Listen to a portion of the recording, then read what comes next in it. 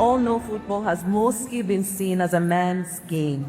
But look around you today. Everybody look around. Can you see our beautiful girls? 3,200 girls are here today.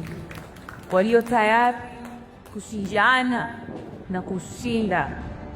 Wako tayari kuonyesha kwa uwezo wa kucheza hauna maneno